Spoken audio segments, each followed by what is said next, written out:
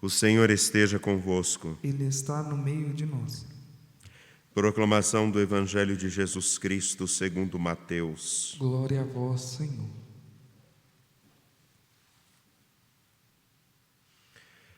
Naquele tempo, um dos 12 discípulos, chamado Judas Iscariotes, foi ter com os sumos sacerdotes e disse: O que me dareis se vos entregar Jesus? Combinaram então 30 moedas de prata.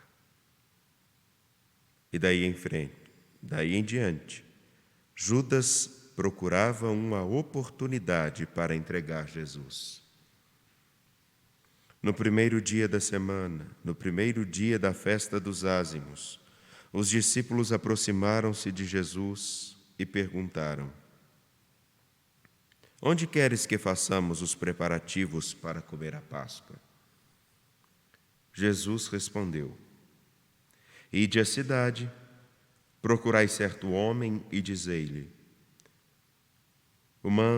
O mestre manda dizer, o meu tempo está próximo. Vou celebrar a Páscoa em tua casa junto com meus discípulos. Os discípulos fizeram como Jesus mandou e prepararam a Páscoa. Ao cair da tarde, Jesus pôs-se à mesa com os 12 discípulos. Enquanto comiam, Jesus disse: Em verdade eu vos digo, um de vós vai me trair. Eles ficaram muito tristes e um por um começaram a lhe perguntar: Senhor, será que sou eu? Jesus respondeu: Quem vai me trair é aquele que comigo põe a mão no prato. O Filho do Homem vai morrer, conforme diz a Escritura a respeito dele. Contudo, ai daquele que trair o Filho do Homem, seria melhor que nunca tivesse nascido. Então Judas, o traidor, perguntou: Mestre, serei eu? Jesus lhe disse: Tu o dizes. Palavra da salvação. Glória a vós, Senhor.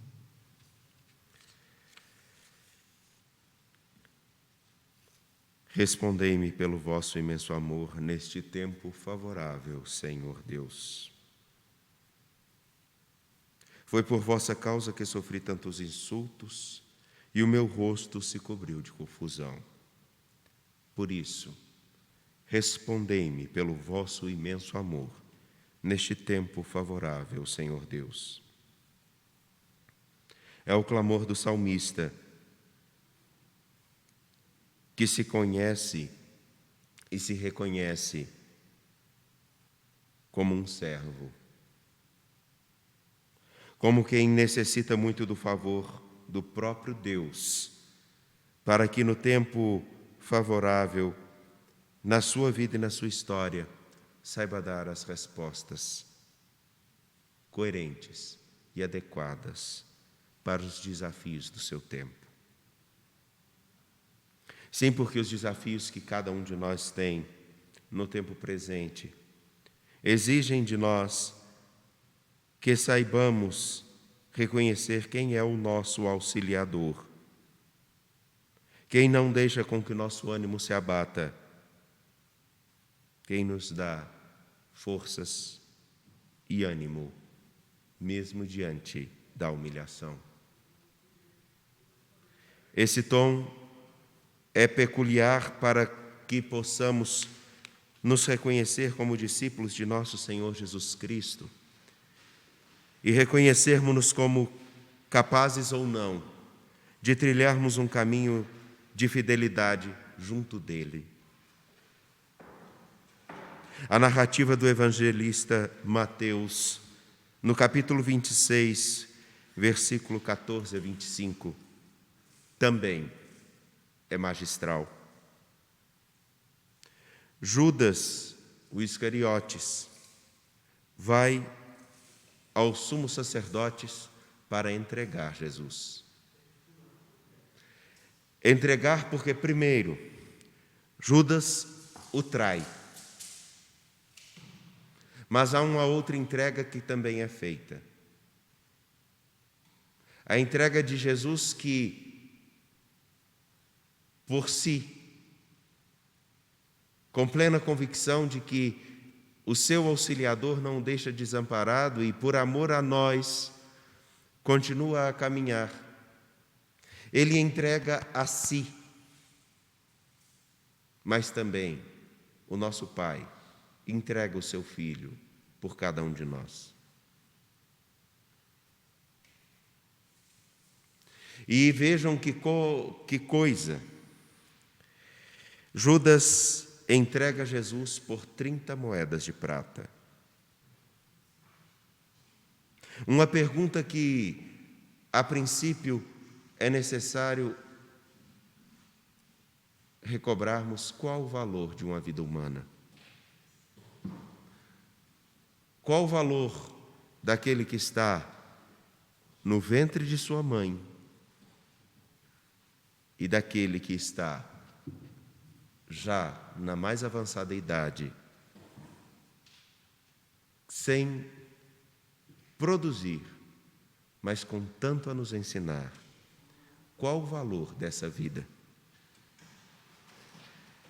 Qual o valor da minha e da sua vida? O simples fato de fazermos essa pergunta já é ofensiva, porque o homem vale mais que o universo inteiro. Um único ser humano vale o universo. Um único ser humano valeu o preço que Deus pagou por cada um de nós. Deu o seu Filho.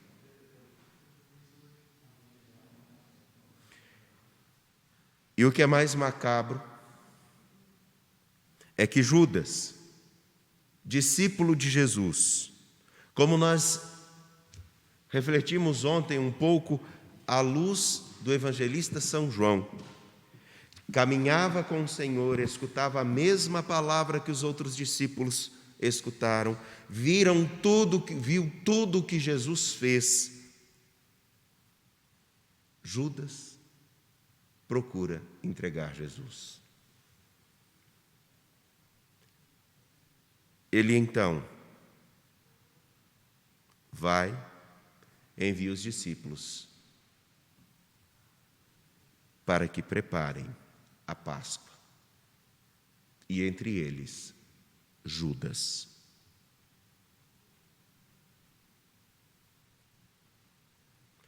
Jesus à mesa. Novamente, podemos escutar agora na boca de Mateus, diz: um de vós vai me trair. E cria-se um alvoroço entre os discípulos, todos ficam inquietos, angustiados.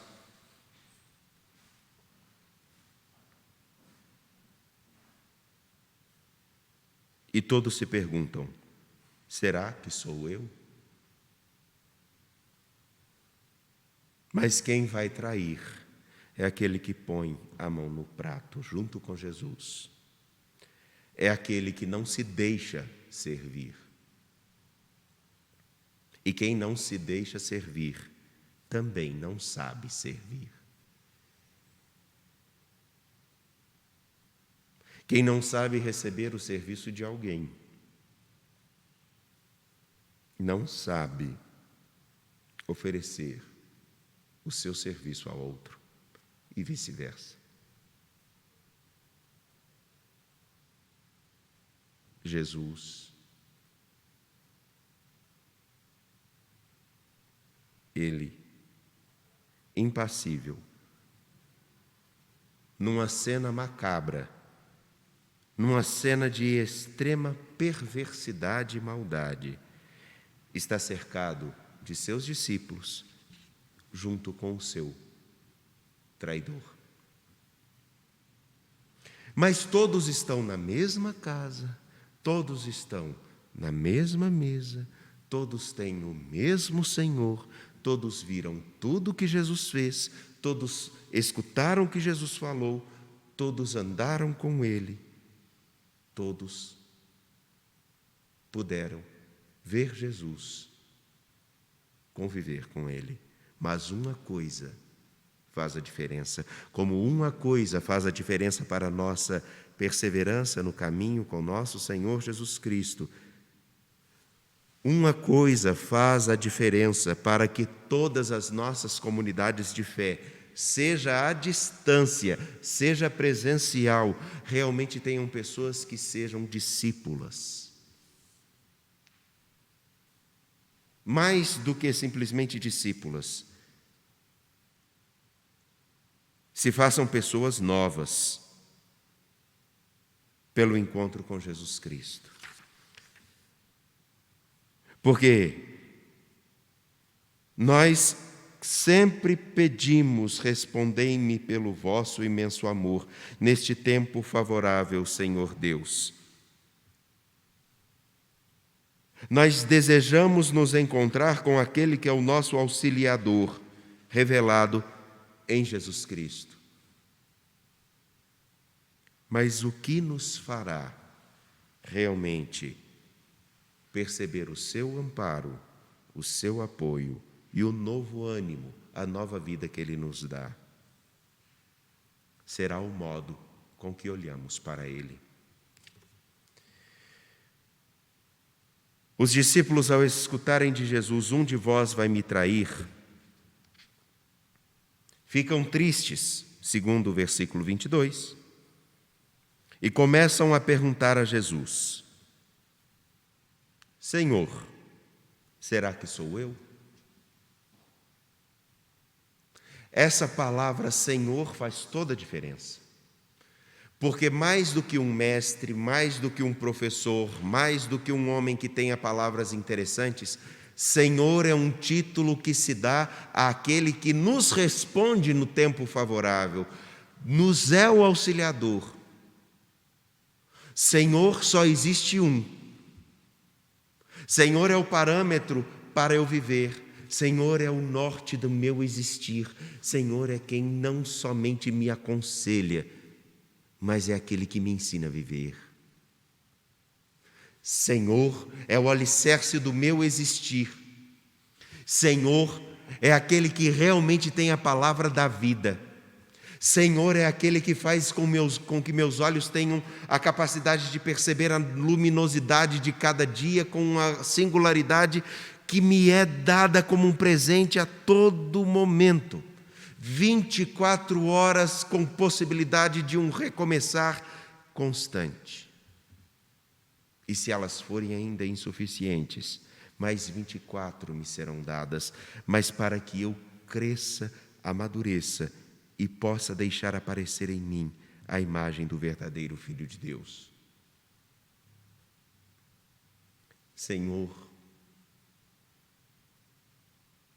é alguém que ocupa um lugar central na minha história. Vale recobrar aquela cena de Gênesis, quando o Senhor e o primeiro ser humano, Adão, estão voltados um para o outro. Adão encontra sua referência naquele que o ama e o cria. E este lhe concede, todos os dias, a vida e o sustento, não só para se alimentar, não só para viver na história, do ponto de vista biológico que eu digo, mas o seu Senhor mostrava exatamente a grandeza, a estatura, o valor que ele tinha. Entretanto, um só chama Jesus de mestre. Somente um não recebe o serviço que o Senhor lhe dá. Somente um atropela e tenta pegar o pão também no prato.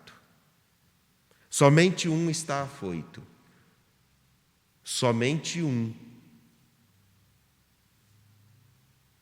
o considera como alguém que tem uma palavra bonita. Somente um considera Jesus como um homem que ensinou, mas precisava fazer mais alguma coisa? É aquele que vai entregar Jesus e o chama de mestre. Mestre eu posso ser. Eu posso ser mestre na oratória, eu posso ser mestre na matemática, eu posso ser mestre na filosofia, na teologia. Eu posso ser mestre ao ponto de fazer belas peças de madeira ou mesmo de pedra. Eu posso ser mestre e ensinar a muitos. Mas eu nunca darei sentido pleno para viver cada dia a qualquer pessoa. Você nunca poderá, ainda que ensine coisas muito valiosas, ajudar alguém a encontrar um motivo para todo dia, não só tentar ser melhor, mas viver sempre mais e melhor. Esta é a diferença. O verdadeiro discípulo do Senhor, aquele que tem Jesus como seu alicerce, é diferente daquele que o trata como mestre. Porque o mestre pode ser qualquer um. Prova disso é que nós, quando estamos aprendendo a ler, a escrever, quando entramos no processo de ensino, passamos por muitos mestres, muitos educadores. Mas qual realmente ocupa o lugar central do nosso viver? Qual que me deu tudo, inclusive condições de conhecer outros que me ensinam? Quem ocupa o lugar de referência primordial do meu dia? Se não for o Senhor, nenhum mestre, nenhum, conseguirá ser o nosso auxiliador no sentido mais profundo e amplo. Nenhum deles conseguirá responder-nos no imenso amor gratuito, num tempo favorável que é hoje. Por isso, meu irmão, minha irmã, na igreja não basta termos um mestre. Para eu ser igreja, não basta eu ter um mestre. Para ser igreja, eu preciso reconhecer quem é o meu Senhor, para inclusive saber receber dele a sua entrega de amor. Jesus Cristo, Filho de Deus, que deu a vida por nós, nos seus dias, ele é o Senhor ou um mestre que lhe dá conselhos? O Senhor pauta o meu existir. O mestre me aconselha como viver. Há uma grande diferença. Porque o conselho pode-se ou não seguir, mas aquilo que me dá razão para existir, eu não posso ficar sem. Não posso viver sem este que me dá um motivo para existir. Judas entregou um mestre. Os discípulos receberam um Senhor. Qual o lugar que ele ocupa no meu, no seu, no nosso existir?